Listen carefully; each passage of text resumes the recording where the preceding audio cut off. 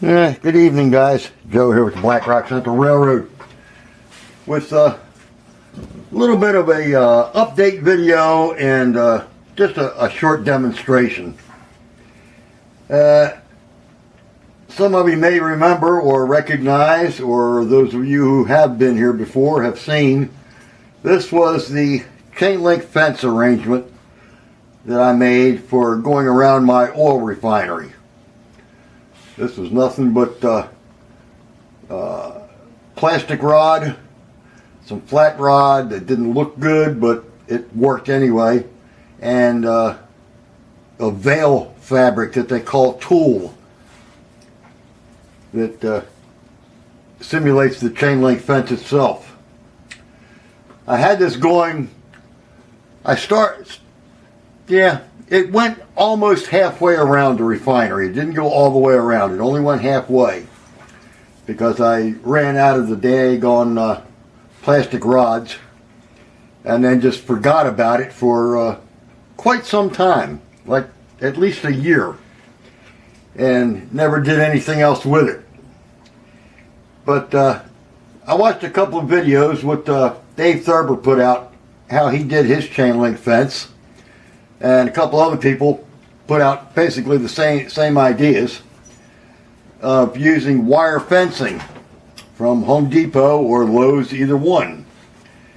And I spent the better part of a Saturday going to 3 different Lowe's and 3 different Home Depots that are within 20 miles of me anyway, and found nothing to compare with what Dave was showing. All of them had very large openings in them. Nothing was very small. And I even looked at the wiring that I used, or the cages that I made for going around my tomato plants, and the uprights scaled out to almost 15 feet apart, which to me is not right. It's nowhere near 15 feet apart. Along with the fact of this here is only about 8 feet tall. I think 8 feet. So I got on eBay and happened to be looking for anybody that made 3D chain link fence. And a package arrived today, which is why I'm doing this video now, because I've already completed, with the exception of 2 or 3 sections that I still need to do, chain link fencing. It's 3D printed. I'll try to get this up close here where you can see what this looks like. Has a little bit of dust here, there, and yonder. But let's see if we can get this in the camera view here to where it is in focus too. It comes 5 sections of fence together. You have to cut it apart, which is no big deal. Sorry about the interruption there. The batteries died in the camera. But as you can see, there are 5 sections put together, individual sections there.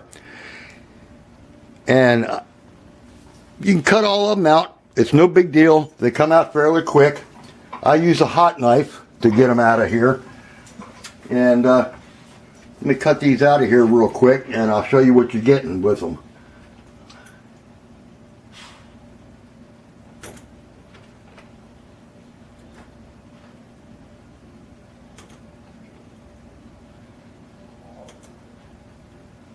And in order to make these realistic, there is something that you have to do, which once I get this one piece out of here, I'll show you what that is.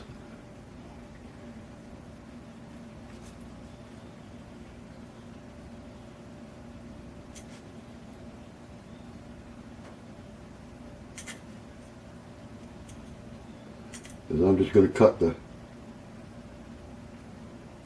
one section out here so I can show you what I'm talking about.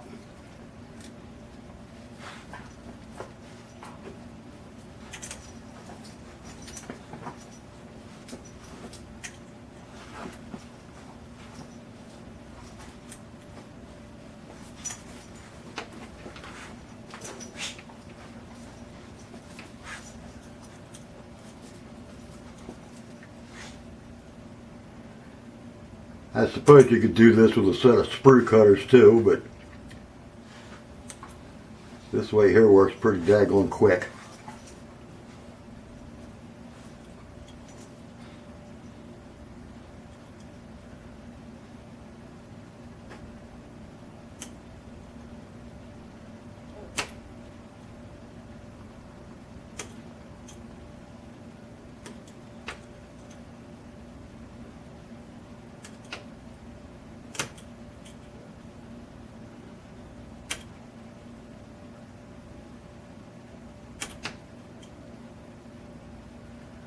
Come on.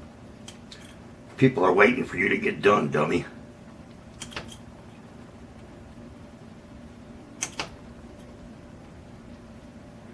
Now, I've already went through, when I first ordered these, I ordered 3 sets of them. Because the guy says that when they're put together, they're about 25 inches long. So I ordered 3 sets. Figured that would be more than enough.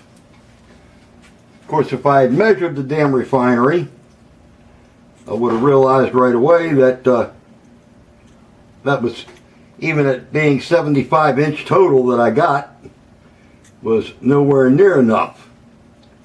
So I ordered 3 more sets. And I'm still about 2 sets short, or 2 panels short. But there's what you get for a panel, which comes out decent. However, what you do have to do, anybody that has ever played with chain link fence, whether you put it up or whether you've even just seen it, know that when chain link fence gets put together, you don't have 2 poles right next to each other. Man, let me get back up here, make sure we're in the camera view here. If you just put them together like this here, you'd end up with 2 poles right next to each other. And that's not how chain link fence is put together. So what you do have to do is, depending on which direction you're laying your fence in, you have to pull or cut one of your end poles loose completely, so that you can just butt this up to the end post that's already there. And but that's what we went ahead and did. And if you look underneath here, of course I don't know if the camera's going to focus this fine or not, but on the end of the poles, or the uprights, they are hollow, which allows you to put a wire up in there, which I have some of this fine nice stiff wire, which, if I can get my eyes to focus here, goes up inside, and you can cut it off, and that gives you something to sink it into your layout with. And you can put them in each hole you want to. I only use 2 of the holes. Sometimes it's the 2 end ones, sometimes it's 2 inner ones. But I got mine all painted up and put on the layout, and I think it looks a lot better than what we had here. I mean, there's quite a bit of difference here between the 2 of these together. So let me take the camera off the tripod here, and I'll do a little shaky cam and just take you over to the refinery and show you what I did. So hang tight here a minute. Yeah, so I know Dave Thurber, he wanted to see what this looked like after I got it all up. But this is the end of my refinery tracks, and you can see here I need a section of fence here, but we now have it all the way around the refinery.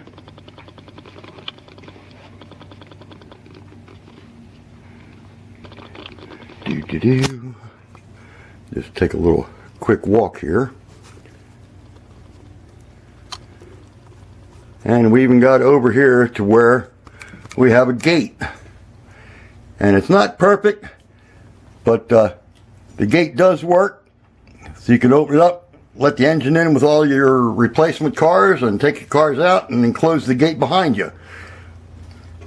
But now it does run all around the refinery. Before, It actually stopped right there. It never went any farther than where the gate is.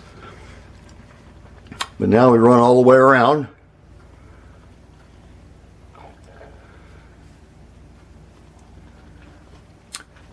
To where we're going to end up putting a set of gates in here, along with, well, actually I don't need a gate because they've got the swing arm there for the guard to let you all in. But I do need another short section right in here to bring it even with that side. And then coming around to the very end here, it'd be, see if I can get the camera to bend around the corner here. The fence does end before I get to the burner. So I do need a section there right behind the burner. But that's what we did with it. And like I said, I got it off of eBay. I just punched in chain link fence. And this guy came up. And hang on a minute, let me grab the business card. That way you can see who it actually came from. So hang tight a second. Yeah, so this is the guy I got it from. Whistle Stop Models. Scale Miniatures. And I suppose you can contact him directly. And order directly from him. It's whistlestophobbymodels.com. And if you get a hold of him, he does have some nice looking fence on here. I'm not sure what else he has. I haven't looked on the website. But I know you got or he has these. And like I said, I'm quite impressed with them. With this section of fencing. And it comes out halfway decent when you put it all together. So for now, this is Joe for the Black Rock Central Railroad. We'll talk at y'all later. Bye for now.